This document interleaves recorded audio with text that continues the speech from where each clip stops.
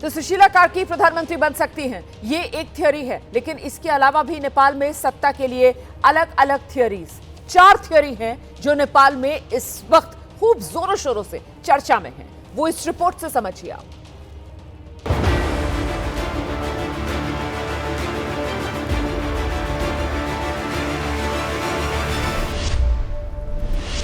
काठमांडू की इस तस्वीर को नेपाल की सियासत में वामपंथ की समाधि के प्रतीक के तौर पर प्रचारित किया जा रहा है।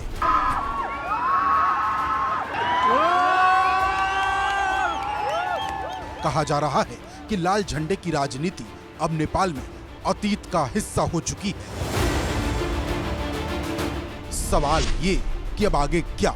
नेपाल ने 2 दिनों में जितना खोया उसे पाने में उसे दशकों लग जाएंगे। आज हमारा ये पड़ोस 20 से 25 साल पीछे चला गया है।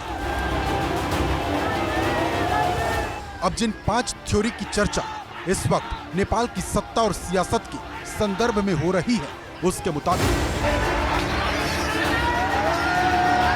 पहली तो यह है कि क्या नेपाल में हिंदू राष्ट्र की वापसी होगी, क्या फिर से नेपाल में राजतंत्र लौटने वाला है।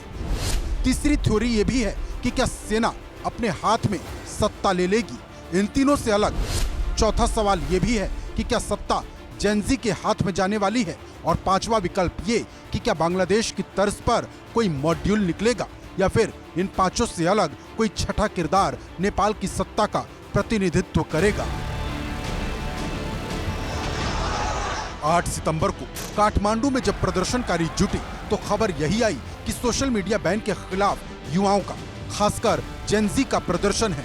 फिर करप्शन और नेपो किड विरोध का जिक्र हुआ और 8 सितंबर की शाम तक जो प्रदर्शन शांतिपूर्वक चल रहा था वो गोलीकांड के बाद हिंसक हो गया।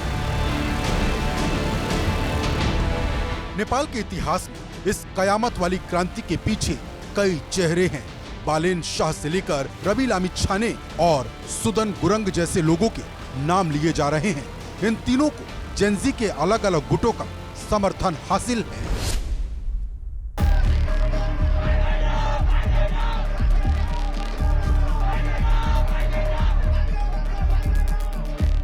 काठमांडू के मेयर बालेन शाह को सत्ता सौंपने की मांग मंगलवार को प्रदर्शनकारियों ने की थी।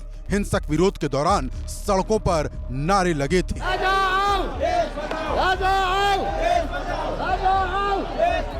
अंतरिम सरकार के गठन में गुटबाजी की वजह से अड़चनें आ सकती हैं।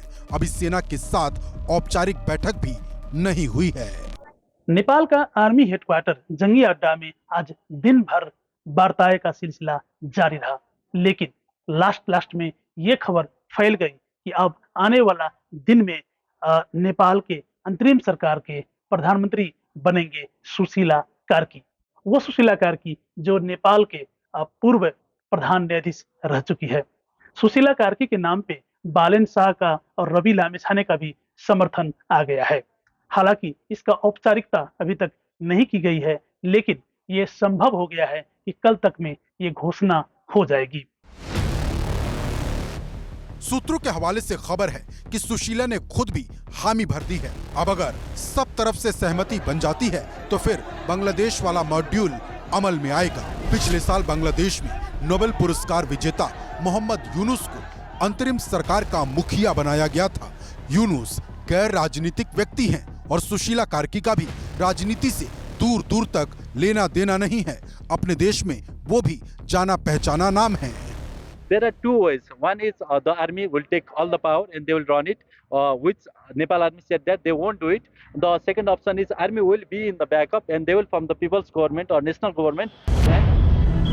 वैसे जेनजी चॉइस के अलावा जिस एक और नाम की चर्चा अंदर खाने चल रही है वो नाम है दुर्गा परसाई का। 9 मार्च को जब राजा ज्ञानेंद्र काठमांडू लौटे थे तब राजा लाओ देश बचाओ का नारा दुर्गा परसाई के समर्थकों ने ही दिया था। राजशाही के समर्थक दुर्गा परसाई की अपील पर मार्च महीने में काठमांडू में भारी बवाल हो चुका है। वैसे एक चर्चा इस बात की भी हो रही है कि नेपाल को फिर से हिंदू राष्ट्र घोषित किया जाए और राजतंत्र की वापसी कराकर राजा ज्ञानेंद्र शाह को गद्दी सौंप दी जाए। लेकिन सूत्र बताते हैं कि अभी राजा खुद इसके लिए राजी नहीं दिख रहे हैं।